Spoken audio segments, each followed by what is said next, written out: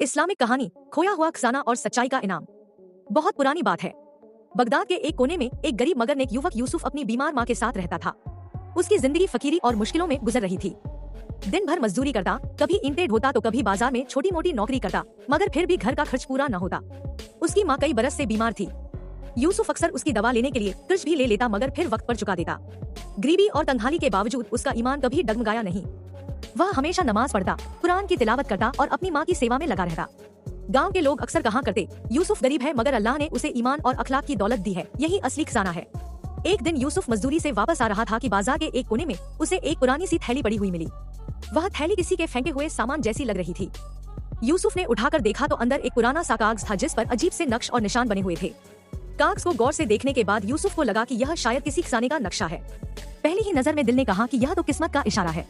अगर वाकई यह खजाना मिल गया तो मेरी गरीबी हमेशा के लिए खत्म हो सकती है।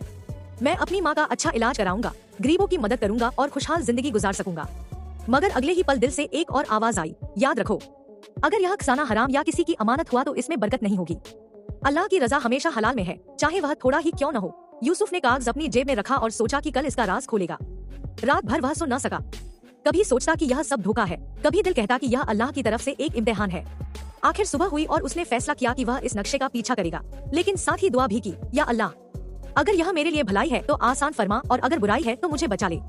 यूसुफ कई दिन सफर करता रहा।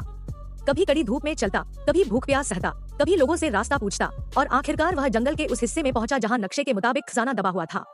उस जंगल के बीचों बीच एक पुरानी मस्जिद खंडहर की शक्ल में मौजूद थी। दीवारें टूटी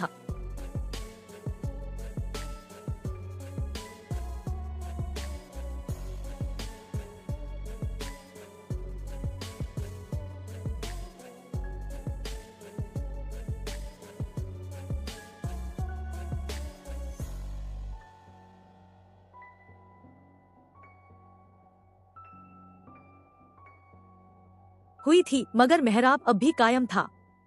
पास ही एक सूखा कुआं भी था जिस पर सदियों पुराना पेड़ झुका हुआ था।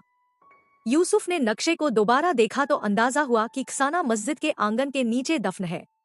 उसने बेलचा उठाया और बिस्मिल्लाह पढ़कर खुदाई शुरू की।